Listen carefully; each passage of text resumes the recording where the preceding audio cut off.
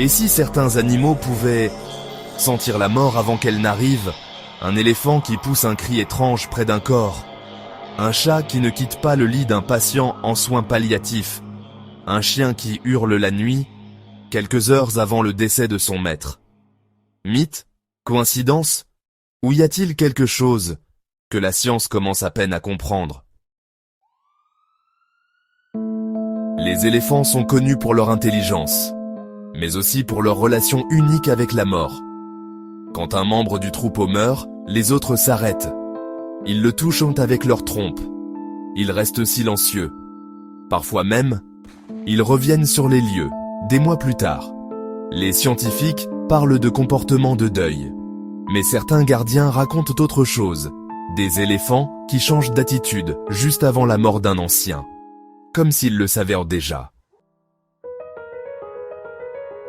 Dans une maison de retraite aux États-Unis, un chat nommé Oscar est devenu célèbre. Pourquoi? Parce que chaque fois qu'il s'allongeait sur le lit d'un résident, celui-ci décédait dans les 24 heures. Plus de 50 cas recensés.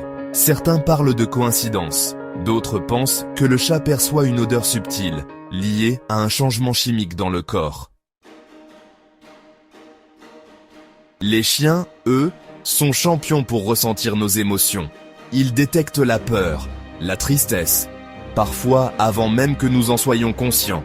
Alors, est-il si fou de penser qu'ils ressentent aussi l'approche de la faim?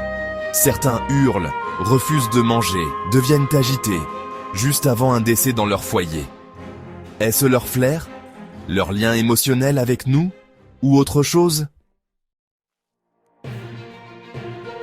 Pour les chercheurs, il n'y a pas de preuves formelles, mais il existe des pistes fascinantes. On sait que, les corps émettent des substances particulières en fin de vie, des phéromones, des acides, des molécules organiques. Ce sont des choses invisibles à l'œil humain, mais, franchement, perceptibles pour le nez des animaux. D'autres théories évoquent des champs électromagnétiques, ou même des modifications d'énergie que certains animaux parviennent à capter. Peut-être que, finalement, les animaux ne sentent pas la mort exactement comme nous l'imaginons. Mais ils perçoivent ce que nous ne voyons pas, le silence, le ralentissement, le changement d'odeur, l'absence de souffle. Ils ne comprennent pas la mort comme un concept abstrait, mais ils ressentent sa présence, et ils y répondent, à leur manière, avec respect, calme, ou parfois avec peur. Alors, est-ce un mythe